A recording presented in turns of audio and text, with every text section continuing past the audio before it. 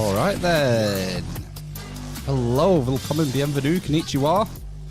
Time for another Amish Inquisition, episode 387 on Sunday, the 17th of August, 2025. I'm Phil. And I'm Matt. Ben's not here again. No, he's some... where is he? I don't know, he didn't say. No, he never does. No. He's very... He's an agent. He is a spy. He is a spook, isn't he? Yeah, he's disappeared. He's so inconspicuous looking. Yeah, he is. When he bumbles around. Yeah. Maybe what he does is he puts that throw into cornrows when he goes undercover.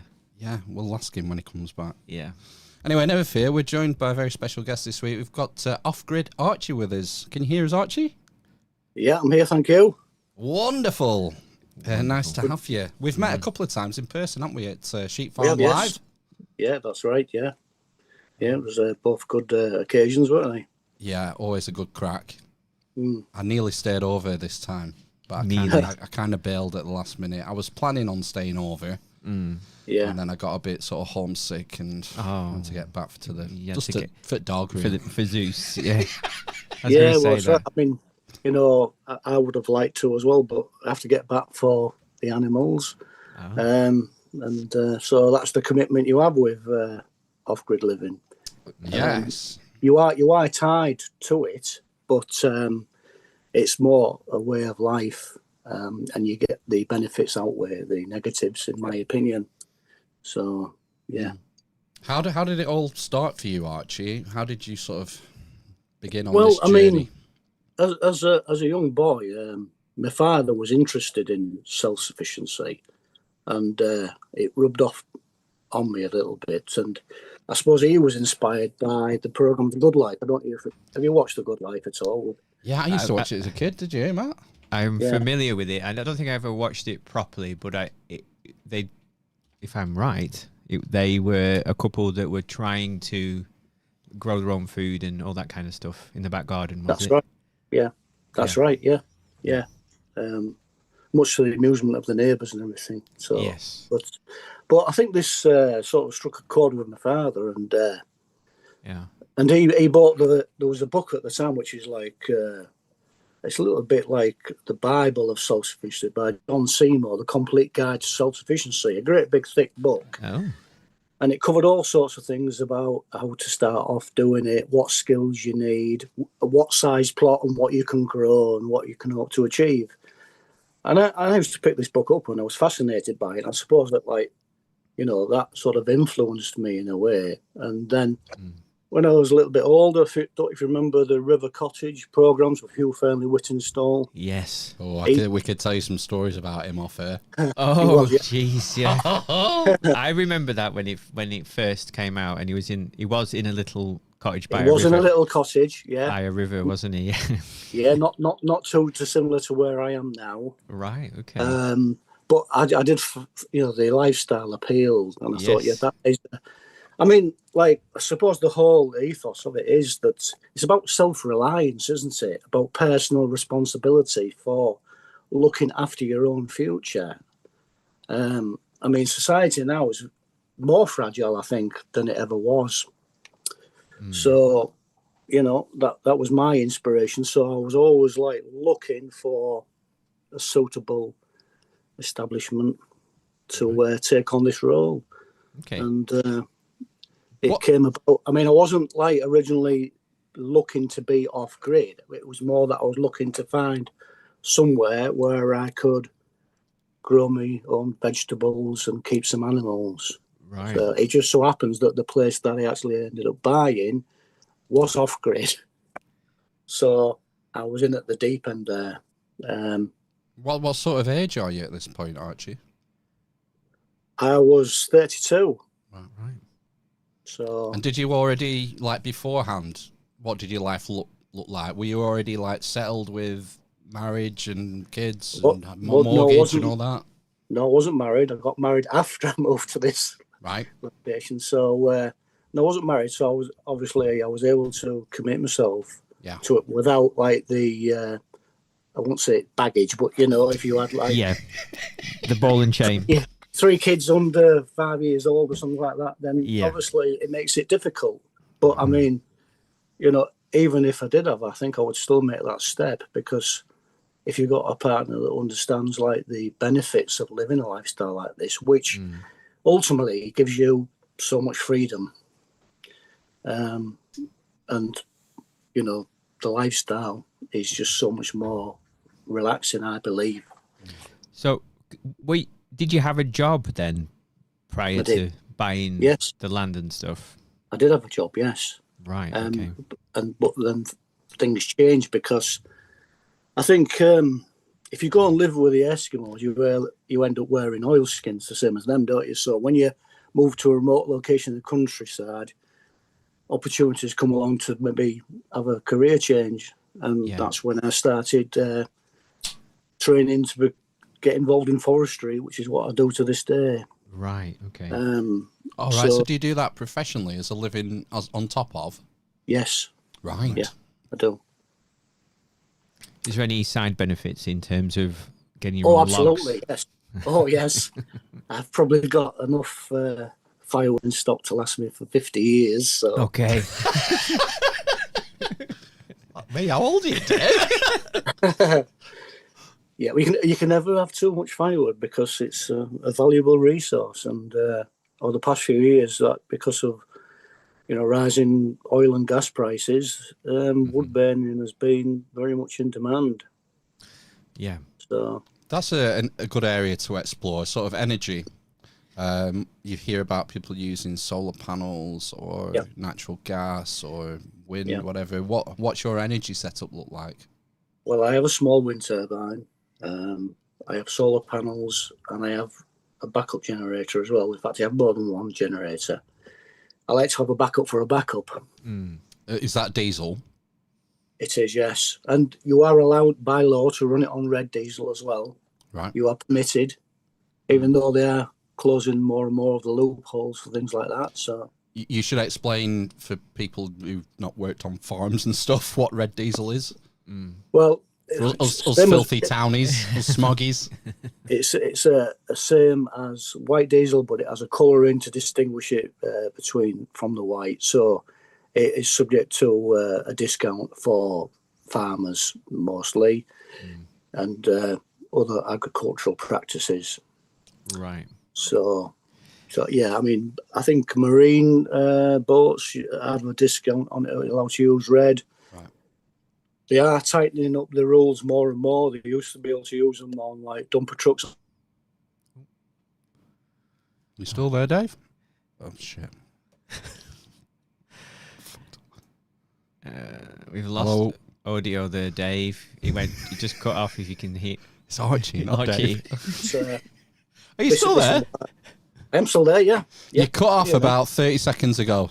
Oh, did I? Where was I when I said? You were just talking about boats can use red diesel. Yeah. So they get the benefit of that reduced rate, and it is quite substantial. So. Right.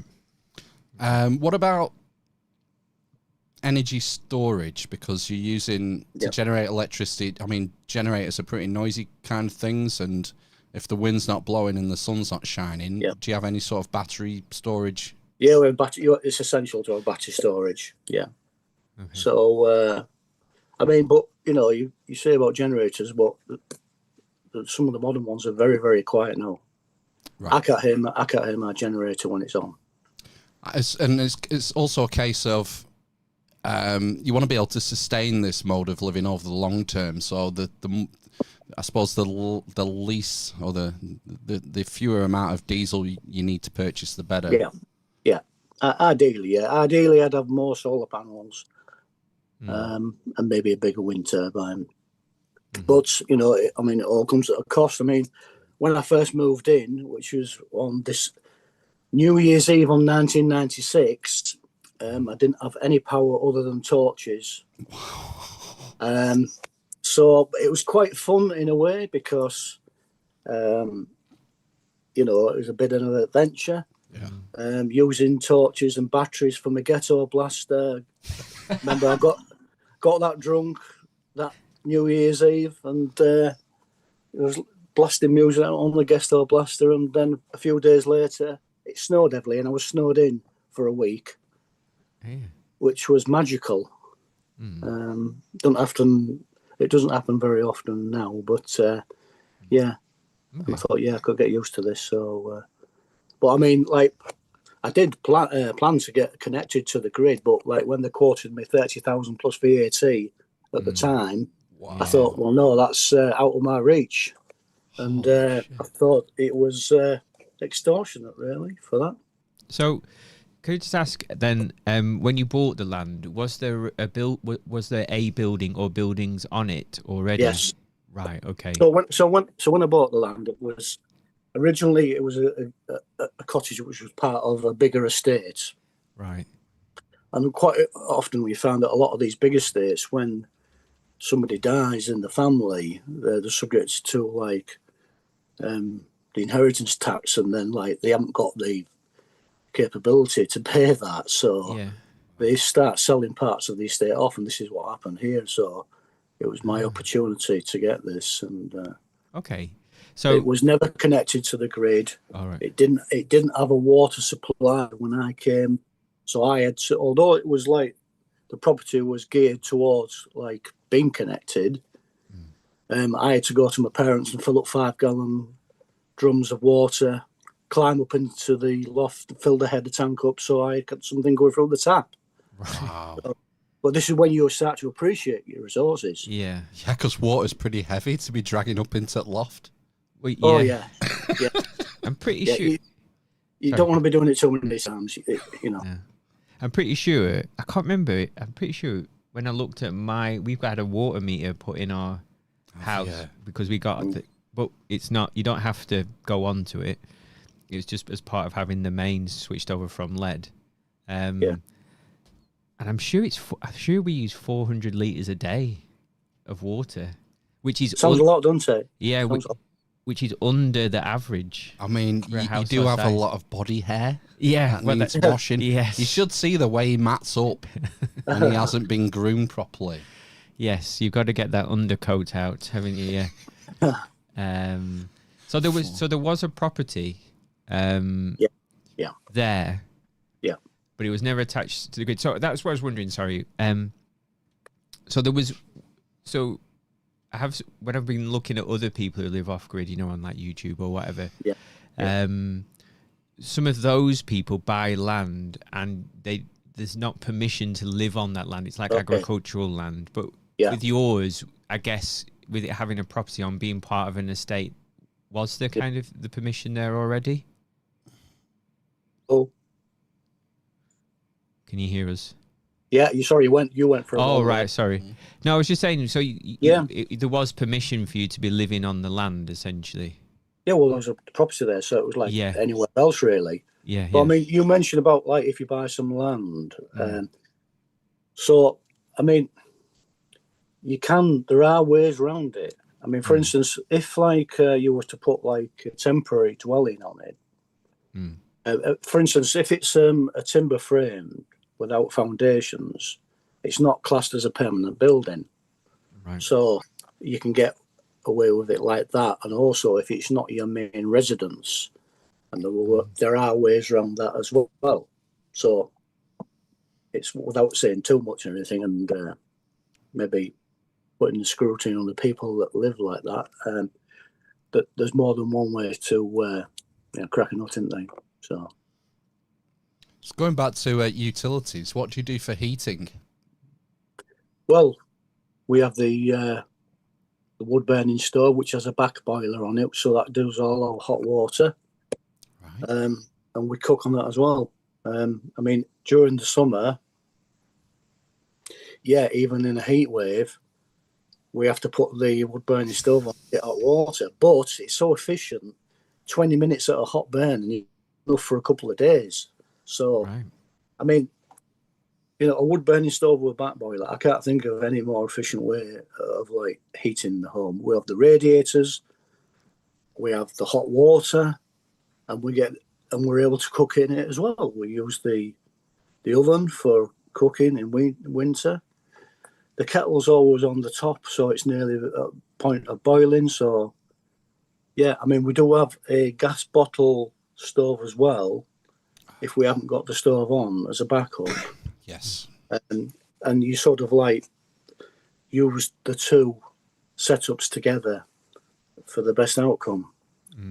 So I'm guessing your electricity draw is quite small then.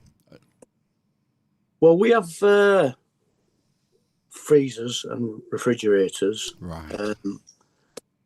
They don't take much, and like what we tend to do is we'll put the generator on, maybe most evenings actually, for an hour or two. That is linked to a battery charger which tops up the batteries on the battery bank. So we put the generator on for various reasons. Like if we're using a washing machine, it does quite a draw on that, and that would deplete your batteries quite quickly. So the most efficient way for us is to have the washing machine on and charge the batteries. Switch it over. We have a switch where we switch it over from generator power to battery power. And then the rest of the time, for what we use, TV, etc., then it copes with it quite adequately.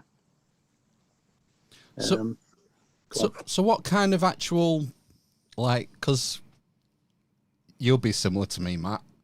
We've got mortgage, council tax, water, gas, electric, internet, Netflix, Amazon Prime. You might have Audible. What else? Insurance. I was thinking, well, a big one of the major things at the moment, which has got more and more expensive, is food. Oh well, yeah. As an outgoing every week. Yeah, I mean, we grow a lot of food here. I think, generally speaking, a lot of the food that you get in the supermarkets now is not good for you anyway. And if you can grow a lot of what you can to eat yourself, then all the better. And it's a really satisfying feeling to eat what you've grown. But you know it's free of pesticides, you know it hasn't got any additives, and good for your health. No. What do you grow, Dave? Archie? Yeah. I'm so shit. You are, Phil, you are. You've blown my cover, haven't you? Yeah. Fortunately, it's a very popular name. And I might be misdirecting you all. Yeah. No, so we've got like an orchard, apples, pears. Right. And then we've got like the veg garden with raised beds where we grow brassicas, beetroot. What's brassicas? Broccoli and cabbages and cauliflowers and things like that. Yeah. Right. But I mean, you might say like that. That's only seasonal. So like we preserve a lot of food, which is I think is a key element to living this way. That's what I was thinking about storage. Yeah. Well, I mean, the thing is, I think when you're trying to like live a self-sufficient lifestyle, you have to think in terms of not having any electricity at all is the best way forward. So if you can do without refrigerators and freezers, then that has to be the ultimate. And I don't know if you're familiar with the canning process. Have you heard of canning? I've heard of putting things in cans. I think I occasionally bake beans. Well, it's called canning. It's a way of preserving food. So without like having to have refrigeration. And it's not like preserving and like pickling or anything like that. It's just preserving the food they're like mason jars. Right. And it's a very popular thing in the States, especially in a lot of the homesteads. Okay. So if you imagine it, it's a little bit like a big pressure cooker. You put your food in the jars, and then like you go through the instructions of boiling it up and that, and it creates like a vacuum. It seals it. So we have mason jars that are full of meat, butter, cooked potatoes, and they can last for anything up to 20 years and still be good. Wow. I think I have seen this, but it was like somewhere in Eurasia, something like that. Yeah. They were like... Eurasia. Yeah, Eurasia, yeah. It was in a gay bar. Yeah. No, it was like I don't know, like Mongolia or somewhere like that, essentially. Right. And they would put like a hunk of meat in a jar, like you said, and then they would boil it, Yeah. And then you put the lid on, and then you boil it or something. And like you say, it Yeah. causes that vacuum, and then it's just sealed. Essentially, just leave it and it would store Yeah. for a few Yeah. years or whatever. I think people are missing a trick in this country by not doing it. I mean, I know you've mentioned on previous podcasts about prepping and the like. Yeah. And like sometimes like preppers are seen as a bit of, you know, like they're eccentric and they're a bit mad and everything. But like, you know, it's what our ancestors used to do. Because, you know, they didn't have Tesco's, they didn't have Waitrose like 100 years ago, did they? And so they had to be more resourceful then. And we've lost a lot of those skills, I think. And it's common sense to have a full larder, isn't it? So, Yes. but, you know, I would like recommend to anybody that they look into the canning process, because I think it's like essential if you're going to live like this, because you've got, I mean, you can nearly can anything. So, you know, chili, stews, etc., bolognese, all ready to go. Right, so you cook it first here, and then you can it, and then reheat it when you want to eat it. Yeah. Right, got you.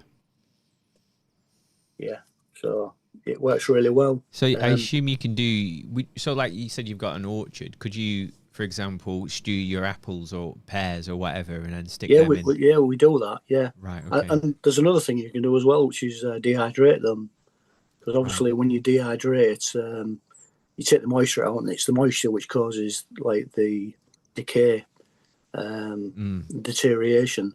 So you've all bought like things like apple rings that have been dried, haven't you, in bags, and the banana chips. Yeah. And they'll last forever because they've had the moisture. It's a bit like same theories like biltong.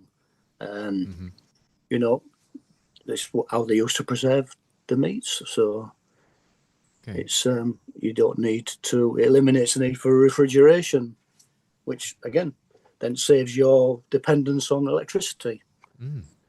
Do you have any meat rearing on the land? Any animals? We have chickens. Okay. I think chickens are essential, and yeah, I mean, my advice to anybody like who's like trying to adopt this lifestyle is not take too much on.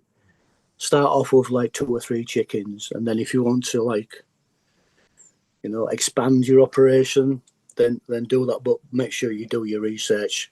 I've actually had pigs in the past, but like it can get a bit overpowering. It's just like, you know, oh, I've got to feed the chickens, oh, I've got to feed the pigs, I've got to do this, and it can like, you know, trying to do a full-time job at the same time. It can weigh you down, and then you don't end up then like achieving what you want to achieve. It starts to, you know, beat you. So I would say anybody doing this, small steps, get good at it. You know, only grow the things that you like to eat, and do it on a small scale. I was just going to say, like, because a lot of people listening maybe don't even have a back garden. They might be in an apartment, or they might just have a small yard. What are some like really easy things to grow that anyone can do in like a limited space? Well, I think if you've got a limited space, my advice would be to become familiar with what's available in the wild. Edible plants. So become knowledgeable about there are plenty of books around that'll give you like hedgerow plants that are edible. In fact, you'll find wild growing fruit trees and things like this. So, in fact, like there's things like Jerusalem artichokes, and you can plant the tubers on common land, and nobody will know what the plant even is, and then you can go and dig them up as a resource all year round, and they're very good for you. There is a giant pear tree near a railway track, and every year I see people picking the pears off it. Yeah, it's near a load of terraced houses where I live. Right, quite close to the Chazza. The Chazza shop. Yeah, right. Quite close to there. Yeah, and like there's lots of damson trees, cherry trees, that just grow on the streets. This year, it's I don't know, with your orchard, have you found with the extra amount of sunlight and warmth, like the yield on the trees is massive. Massive, yeah. Yeah, I mean, we have some bloody climate change. wild bullaces and slows, and they're absolutely prolific this year. Yeah. I mean, if you go into like fairly remote places, that you might come across a plant and it's maybe packed with fruit, and keep it to yourself. But like, you think, well, that's a resource that I can call on when I need to. Right. And all these things help, don't they? Yeah. I suppose a lot of this comes down to having to do a lot of research as well. Then looking up different types of plants. I'm guessing that book you mentioned. What was the book you mentioned right at the start? That was John Seymour, The Complete Guide to Self-Sufficiency. So I presume that book would have a lot of information on different species of fruits and veg and stuff. Not so much in that one, I don't think. I think that's more like what you can do on it. I think from memory, like different size plots, like a 1 acre, 2 acre, 5 acre, 10 acre, how you can divide it up, what you can grow, and what you can achieve with it. I mean, like one book there was a Richard Maybe, Wild Foods, complete guide to like wild plants in the country that you can use as a resource. That's a good book to have on board. But I mean, having books, invaluable, isn't it? Because they can't take them off you, can they? I think like the society is very fragile at the minute, and if we talked about being off grid, and I think the electricity supply is in a vulnerable position as we stand. I mean, there's a village about a mile away, and they're always having power cuts more frequently now. And I'm thinking, the system isn't like as good as it used to be. And one of these days, I think you might find like prolonged power cuts, and that's when it leads to panic buying in the shops. And before you know where you are, they're empty, and people are fighting in the aisles. If you've got a cupboard full of preserved food, you're all right for a bit, aren't you? Until like you plan your next move.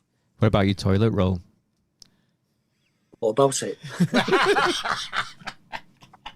That was the main thing that people were fighting over. That I remember. It was in 2020. Crazy. That was another reason, wasn't it? The madness to. But I mean, dock leaves, if company need be. I mean, what did they do 300 years ago? I don't know. Did they just not poo or something? I don't know. What does you? Sorry, Dave.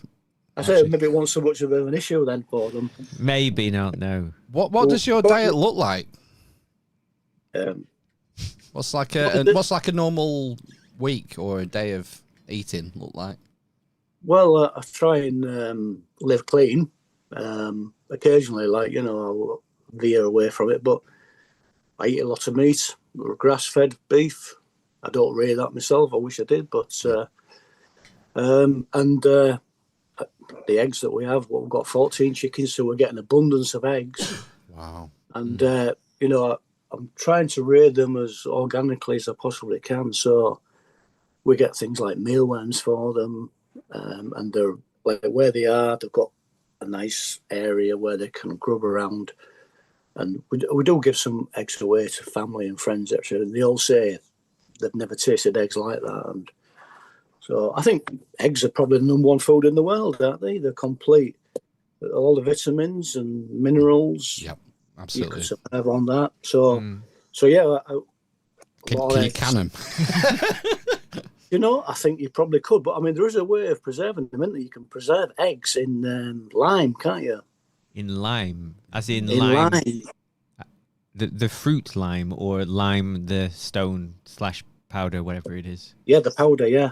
Right. Yeah, if you go on YouTube and have a look at preserving eggs in lime. Wow, I didn't know that. And I think they can last quite a while. I've not tried it myself or anything, but Okay. because I've not been desperate enough to do that yet. But it's still an interesting concept to be able to do that. What advice would you give to someone who's like looking to get away from, maybe they're starting to grow a little bit at home? Maybe they've got some potatoes on go and a few veggies, and they're picking fruit where they can. But meat's a big sticking point. So what advice would you give them to sort of get away, how to get out off the supermarket meat and find better meat somewhere? Well, there's plenty of little farms now that will sell your meat direct, and they know that like people are looking to try and like eat better quality products than that. So farmers markets is a good place to start for things like that. Right. You know, they're selling direct to you, and there's more chance of them, like, you know, selling you a good product. Like, they haven't got factories where they're adding all sorts of additives to it. Hormones and antibiotics and all sorts of shit. I mean, you know, even like things that you don't think sometimes have got additives, you start to look at your greens, you think, well, why have they added that? You know, what was the reason for that? And it doesn't make a lot of sense and everything. I mean, you know, it's almost like they're trying to poison us, isn't it? So if you're in control of growing things, or you find other allies that are providing different food products, then I think it's better in the long-term outcome. So I would rather buy something of quality and do without other things, so that I know that, like, you know, I'm eating the right things. It's kind of like building relationships. Then you've actually got to drive out and go around farms near you, and just try and sort of sound them out. And it takes a bit of effort, but once you've like established a contact, then you know that's your go-to place, isn't it? I mean, I know it's very easy for people just to, like, you know, turn up at the supermarket, fill the trolley, and not think about it. But I think you have to make a bit of an effort for the long-term benefits. You know. Do you consume much dairy? I go and find some raw milk. There's a raw milk establishment, so and it's wonderful. And the interesting that I found about raw milk is, you know, as opposed to normal milk, if milk goes off in 2 or 3 days, even in the fridge, doesn't it? Mm-hmm. What I found with the raw milk is it's not even gone off in 2 weeks. So what does that tell you? That bacteria is keeping that alive and good. Banned in a lot of places in America. Yeah. You've got to ask the question why, haven't you? They don't want you having quality food. Doesn't make a lot of sense, does it? That. Where do we stand in the UK on that? Because it's not something you can get in the supermarkets. Can't get in the supermarket. If you go online and have a look at your nearest supplier, there's quite a few establishments now that are doing their own vending machines, like attached to farms. Right. There's one like fairly close to me near Lincoln, and they've actually put another machine in because it's that popular. How long have you been using raw milk? About 4 or 5 years. You couldn't get it at one point at all. Really? It was hard to get, but there's been a growing interest in it. And the taste compared. Have you tried raw milk yourself? I don't think I've ever had raw milk. No. I was. So I had it as a child. Yeah. Yeah. What happens? You get some raw milk, and then like within a couple of days, the cream is developing such a thickness on the top. Yeah. It's like it used to be when you used to get the milk delivered on your doorstep. And I don't know about you, but I'd be first to try and get that cream off the top because it was always delicious. Yeah. So I think ours was a green top, if I am remembering it correctly, and that was my mum and dad. Well, I think it was mainly my dad actually.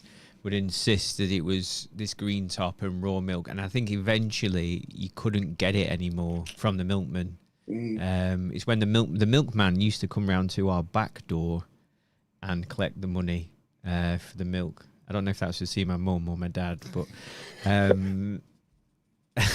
but yeah, he was insistent, my dad, about having the green top, and he was very, very upset when he couldn't get in anymore. Yeah, Old there's school. a lot of bad press about raw milk saying that the bacteria could be harmful, but there's good bacteria in there. I don't know anybody that there's a lot of scare. Yeah, there's active propaganda campaigns against it in the United States as we speak. It's becoming a regular news item because, as you mentioned, there's not a recurrence, emergence, a hankering for it. There's a market opening up. Yeah, right. It's almost like they don't want you to have access to good quality food, isn't it? Well, don't take medical advice from this podcast, by the way, we should say, but if loads and loads of people started taking it and not having any issues and actually maybe feeling better, then it would be like, oh my God, what have you been telling us for the last 10 decades, 5 decades, you know? Well, there's a big thing at the moment, isn't there, about gut flora and fauna. your gut biome, I think is the correct term, isn't it? I should say. And I would, like you're saying, with like the bacteria, and yogurt is another one, isn't it? But again, yogurt is pasteurized, isn't it? So, or made. Well, the gut microbiome is what is the center of your immune system. It's where everything works from. So that bacteria in the gut is essential to maintain. And when you have things like antibiotics, that wipes out your gut bacteria. So straight away, you're vulnerable then for other things. So I can't remember last time I ever have an antibiotic, and I would avoid it unless I was really desperate. But I mean, like going back, like to preserving food and everything, fermented food, things like sauerkraut, they feed the good bacteria. So I always make good batches of sauerkraut with organic cabbage and good quality sea salt, and I try and eat as much as I can. So you just eat sauerkraut and sea salt? Well, I didn't have a cold for 15 years, so wow, that's not bad going, is it? No, there's not many people could say that. So is that pickled? No. So you just literally make it with sea salt? Yeah. Right. You don't add anything to it. What you have to, I think it's off memory, 2% of the weight of the cabbage of salt. Right. So you actually put it in a bowl and mix up the salt in, pack it in a jar, leave it for a couple of weeks, and then you're good to go. So the salt draws the moisture water out of the cabbage, and it sort of ferments, like you say. Yeah, well, even like sauerkraut's been on the shelf for a while, you can see all the bubbles it's still fermenting. So that the liquor that comes from it is some of the best beneficial health drink you could ever have. So, and that go. I mean, you can, although like sauerkraut is like a fermented vegetable, you can ferment lots of other vegetables as well, which will give you similar benefits. I mean, I love the taste anyway. I mean, I can eat it just on its own, but nice with cheese. Nice, with raw a salad. Cheese, actually. Raw cheese, yeah. Oh. I was wondering, sorry, just to, I was thinking about, I guess, like the makeup of your land, sorry.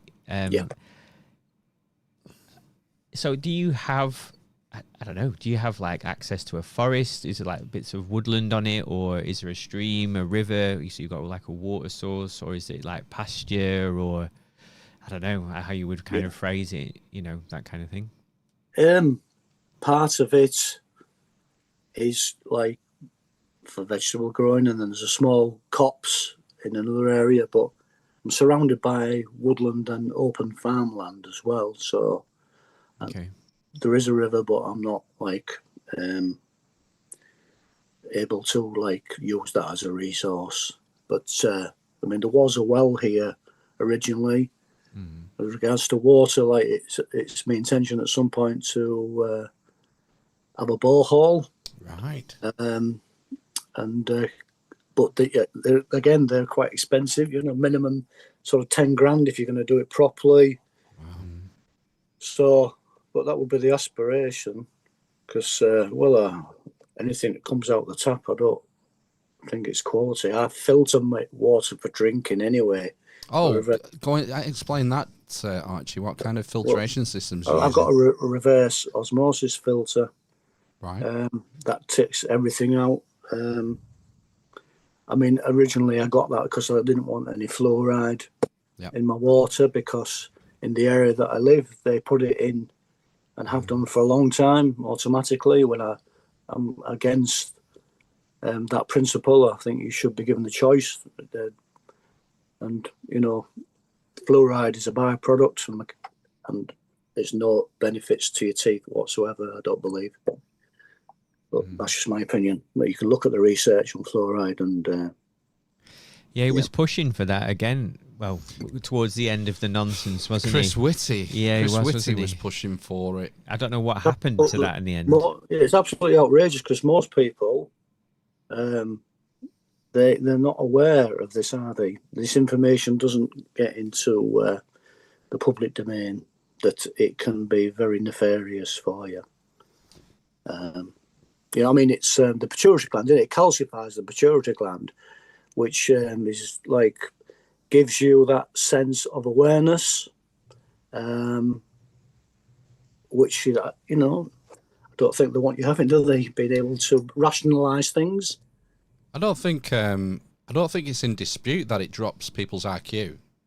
I think there was a pretty rock solid study done, and it was, I can't remember how many IQ points it was, maybe 5 or something on average on fluoridated areas. Again, YouTube censors. We're not doctors or anything, but the argument for it always makes me laugh. It's like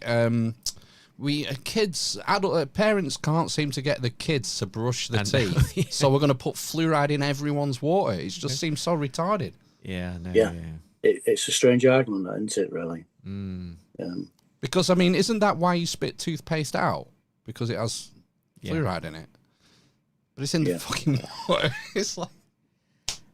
Yeah, well, we use a toothpaste that doesn't have fluoride in, or I use bicarbonate soda. Well, there's a warning sign on the packet of your toothpaste. Yeah. How much to use, and it'll say something about. There used to be a warning about children under 7, didn't there? I think when it came to fluoride. I don't know.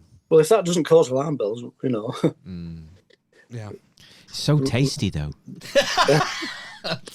Yeah. We know somebody who brushes their teeth with salt. Do we? Yeah, and should I gender her? I've done my granddad. I thought you were going to say it's panhead. My granddad used to brush his teeth with soot.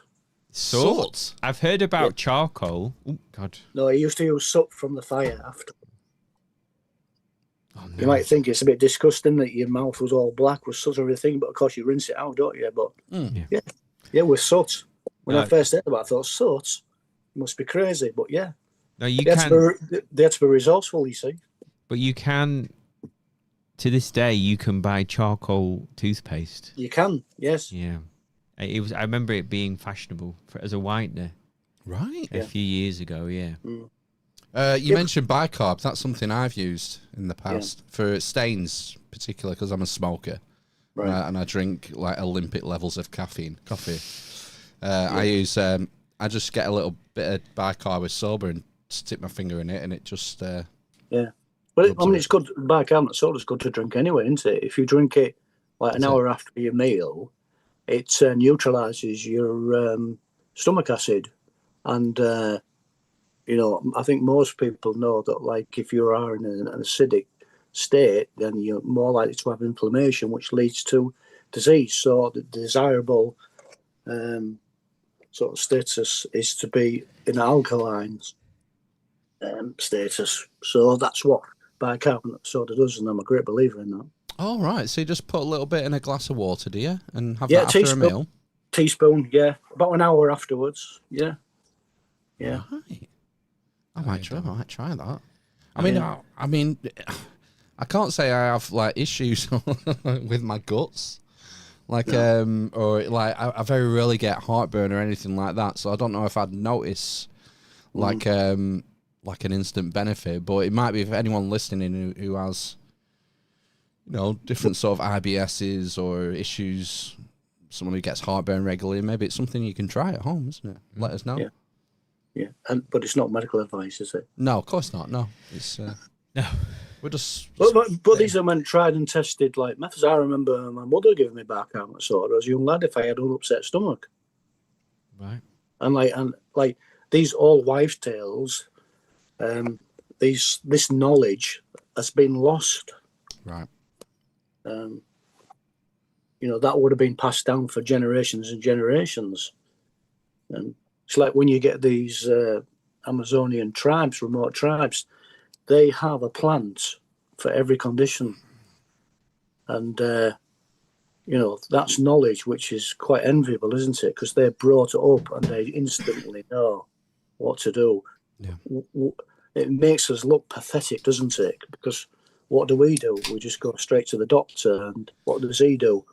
He gives us a prescription. It doesn't address the cause, it just addresses the symptoms. And I think that's one of the biggest problems with like the medical system as it stands. They only address the cause, not the symptoms, not the cause.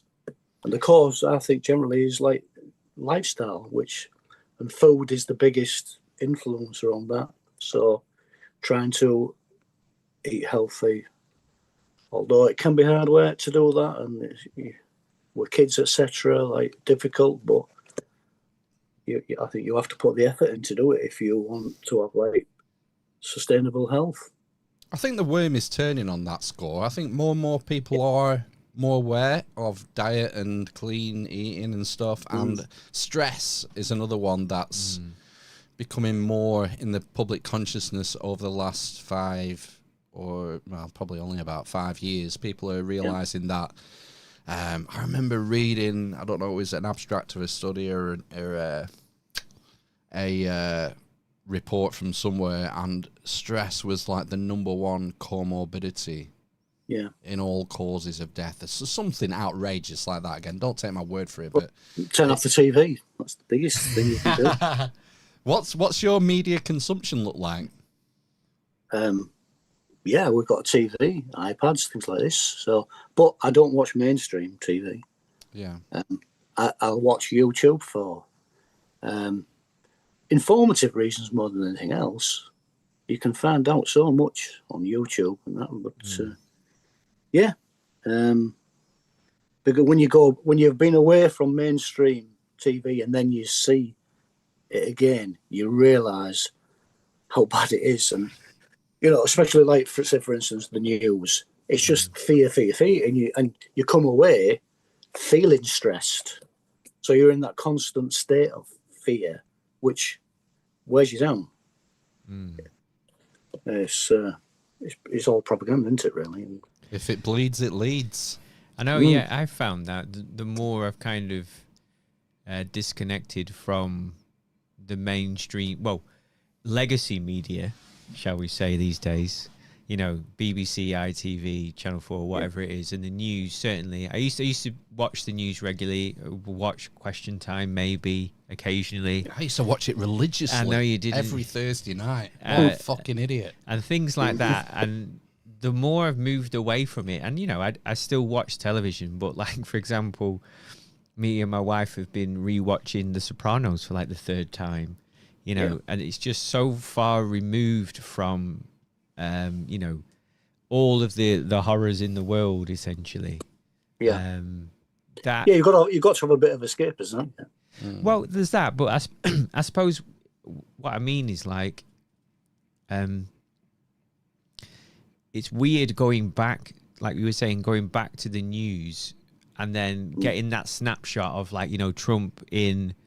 Where was he? In Alaska with Putin, or, you know, and what's going to happen in that war that's not a story anymore, or, you know, this war there was a war recently in Israel.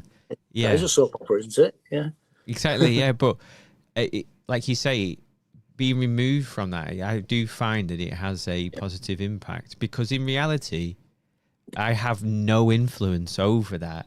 and there's no control on my part in what happens if they decide to go to war or whatever, or if we're drawn into it and what that means for me. So what use is it for me to be informed of that? I mean, there's a line where it's useful to be informed, even if you know it's messaging. At least if you can see the messaging that's going out, like if you watch a bit of mainstream that is a key point. I think that film. You can't help but notice that social unrest is getting even more and more likely over the next year or two. Well, and so it's about preparation as well, isn't it? Well, even more reason then to be self-reliant and do a little bit of prepping. Yeah. Be aware that this could be an issue, because if it just suddenly falls on you, then you're going to panic, aren't you? So be prepared. How do you prepare other than sort of food and stocking up on food? Is there any other sort of precautions you take or resources that you stash away? Or yeah, quite a few bits and pieces, really. Well, I have guns, and which gives me the ability to shoot game, and we've got bow and arrows, we've got catapults, we have trebuchet. yeah. So crossbows. Wow. Yeah. All legally Of purchased. course. Yeah. Absolutely. Uzi 9mm. What are the sort of rules when it comes to, let's say things that could be used as a weapon? Yeah. What are the sort of rules in the UK if you want to stay on the right side of the law? What do we have access to when it comes to protecting ourselves? Yeah, well, I mean, firearms, obviously you go through a strict procedure for that. Do you have to get inspected regularly? Yeah, you do. Yeah, Right. Every 5 years you have to renew your license, and they'll come and inspect, see your guns, make sure they're in the cabinet, Right. make sure that they're protected, locked away.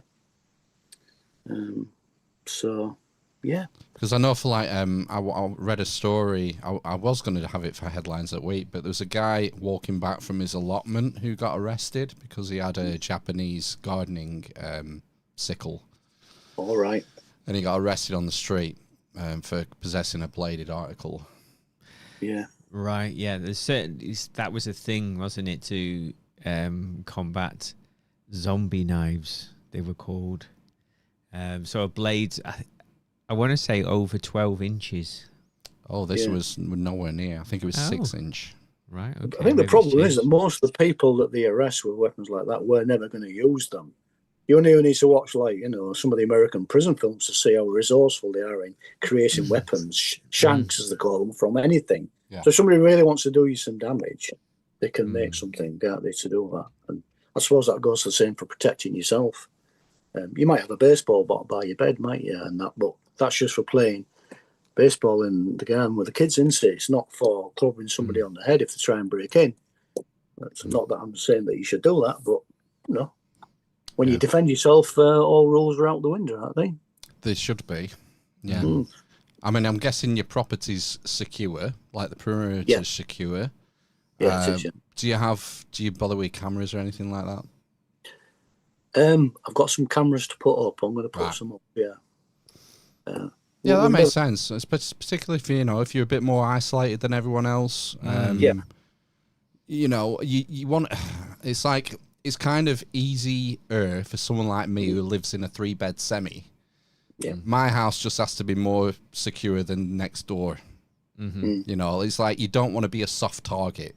You want a big eye fence and stickers with "Beware of the Dog," and it's like, next door they don't even have a gate, so why would they pick on you, sort of thing. That's the kind of thing that puts, like, one question I have is that you kind of, you're kind of making yourself a target in a way when you're isolated. You are, yeah. But what's the choices? Like, what I mean? Right. Make yourself as secure as you can. plant hedges around your property that have got like really vicious spikes. So just put obstacles where you think it's vulnerable. We've got lots of gates, several gates down the lane. We can't see another house from where we are, so which is quite a good feeling. But and where we are, like, there is only one way in and one way out. So I'm happy that we're secure than probably most people in the cities, to be quite honest with you. So I did a job for a copper once, and he told me that the best deterrent you can get is a dog. Oh, yeah. Well, I have 2 dogs, and like sometimes they'll bark, and you think, what are they barking at? Yeah, I can't see anybody, and all of a sudden somebody will appear. Wow. Distance. I mean, their senses are so, more acute than ours. Like the wife tells me that sometimes, like, the dog will be alert and everything, like, and she'll know that I'm on my way and I'm about a mile away. Wow. They seem to pick up on these things, but yeah, they're an early warning sign, and plus they're letting other people know, aren't they, that there's a living presence there. Yeah. So yeah. Other question I had is, like every Friday I put out a big grey bin, and then the Friday after I put out my recycling bins. Is it the same for you, or do you have a different way of doing things? No, it's the same for us, although we don't have a green bin, but yeah, it's the same for us. So you have to pay council tax, I guess, yeah? Yeah, I can't avoid that, I'm afraid, yeah. Yeah, but I mean, the whole recycling thing, I think, is a bit of a joke, because I've put 2 bins out sometimes and I've seen them put 1 bin into the other, because I think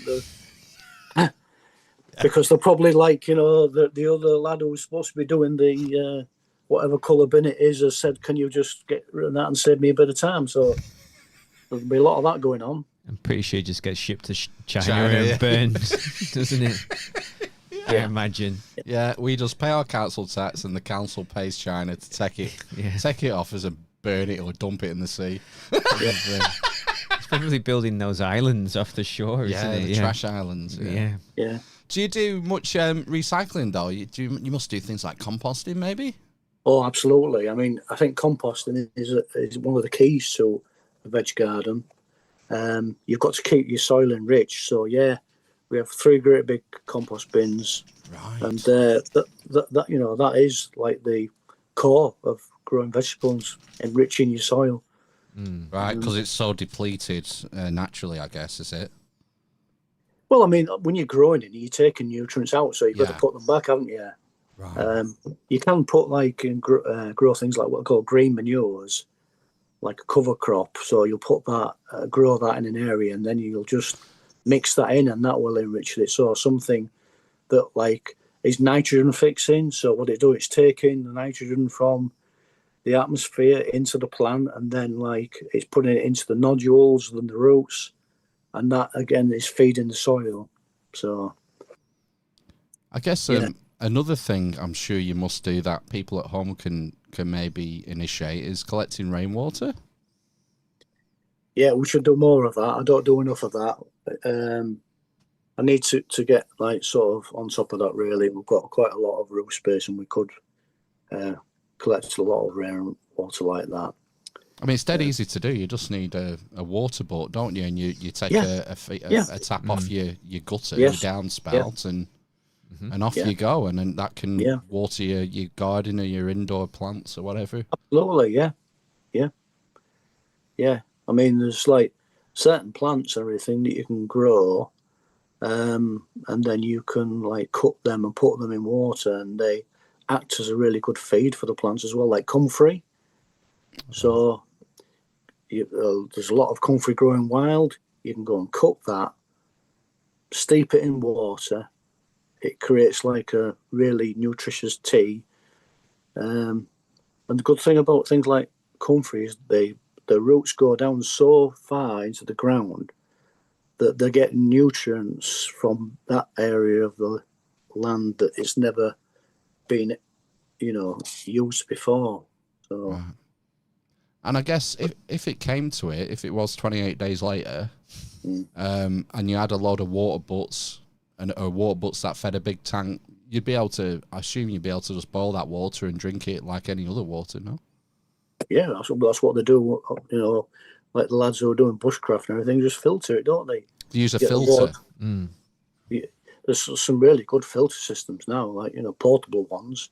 Right. Some of these handheld bottles and things like this, you know, you could.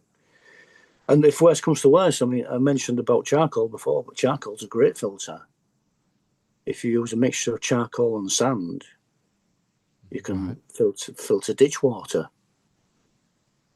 Right. Cool. Yeah. So.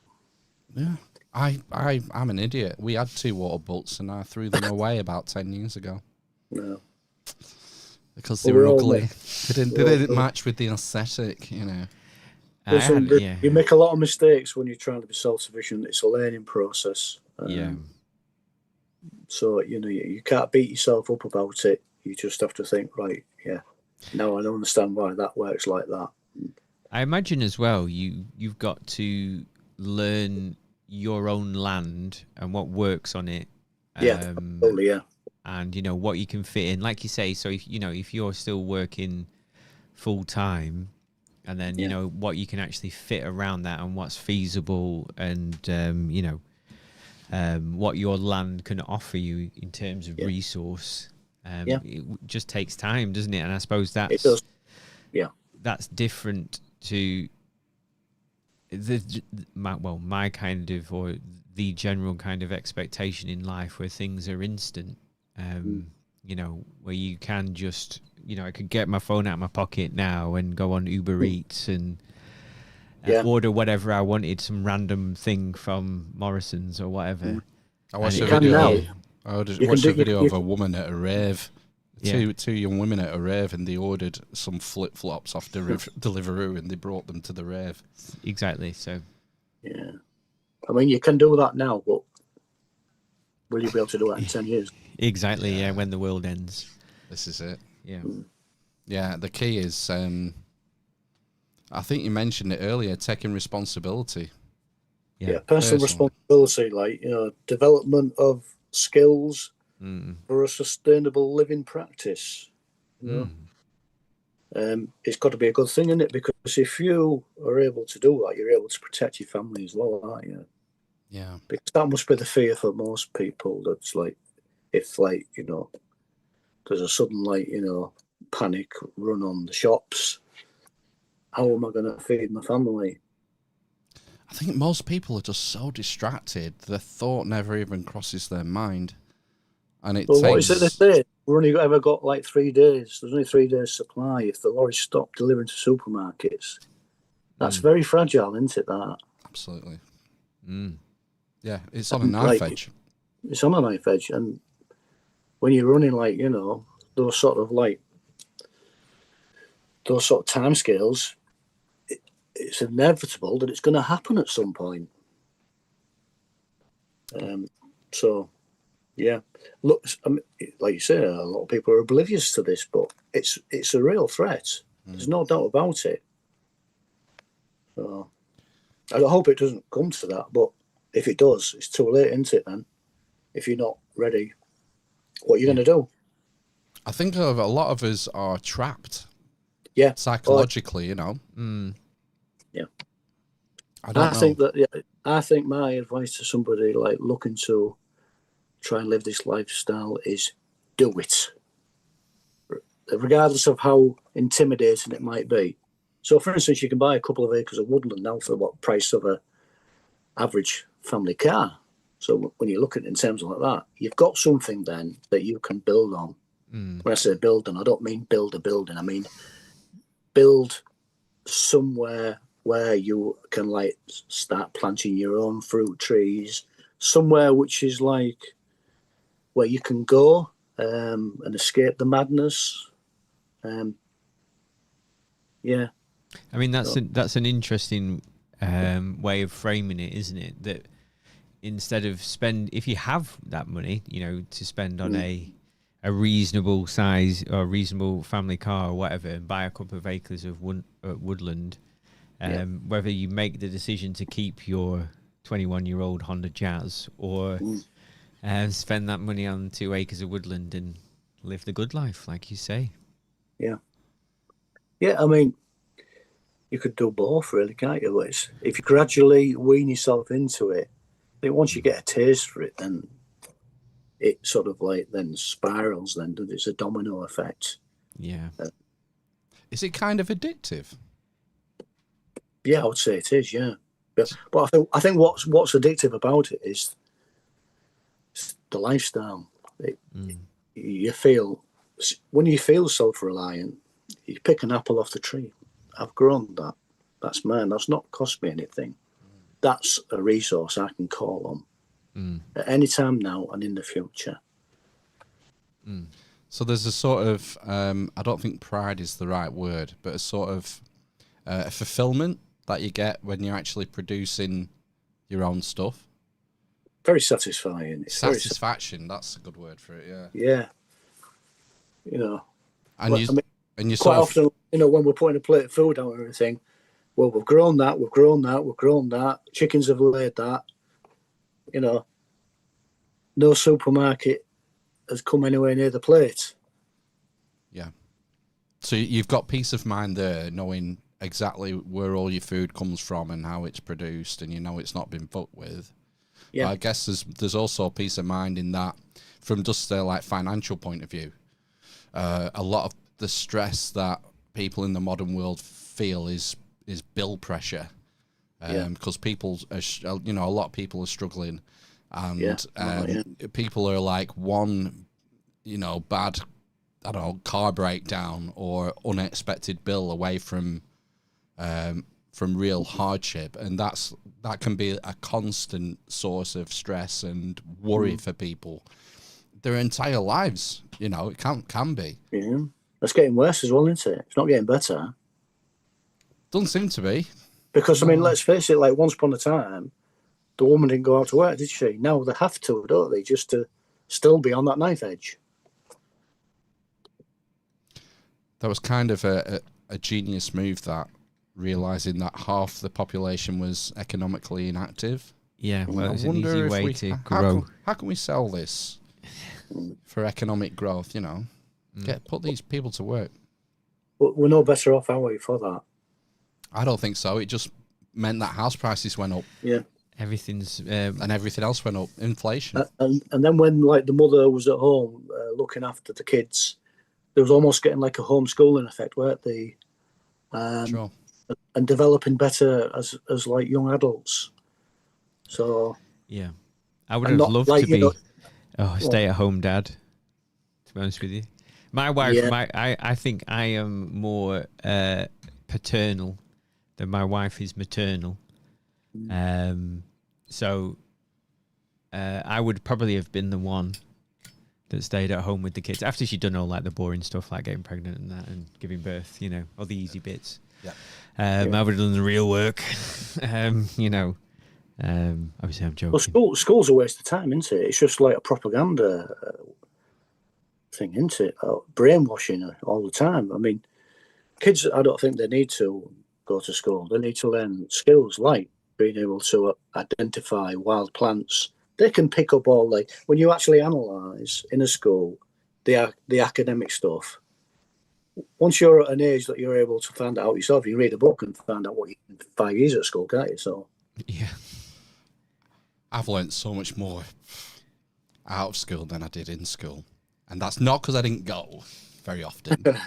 But most of the stuff at school was just kind of pointless. Once you know the basics, how to read and write and count. Yeah. As a 13-year-old, did I really need to know about algebra?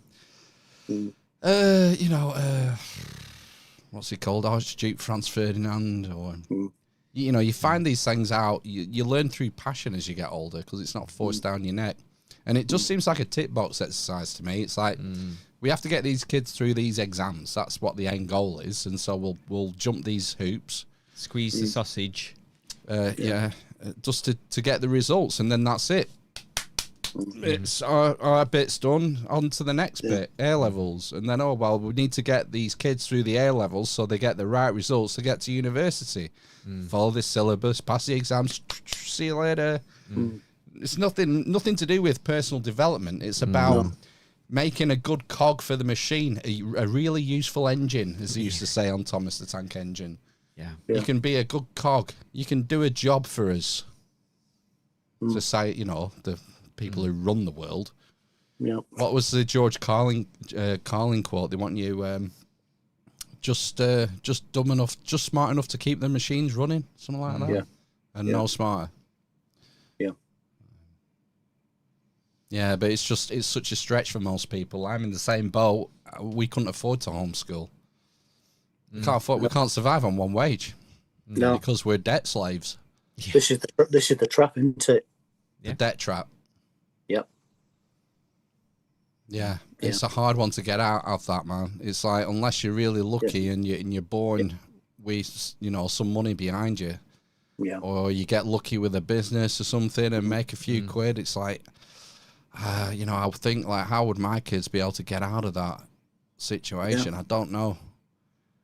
Don't know how to do it. But like, it's fine. Like we say, well, you can get a patch of land for 20 grand, maybe, or 25 grand, but you're not going to be able to live on that. That's going to be like I'm guessing that'd be more like a stepping stone, right? A stepping stone, yeah. Yeah. There are ways around it. Like, I think Archie mentioned that earlier, when you said about, if you make a building without foundations, like a timber frame building or something. There's a guy on YouTube that I've watched quite a lot of who's done it, who bought some agricultural land. He's called Field to Farm.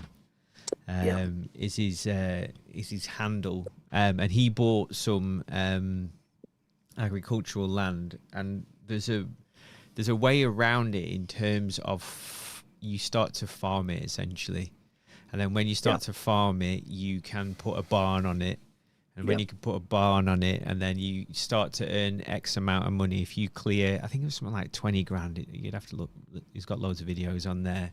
A year from rearing meat or whatever it is that you do.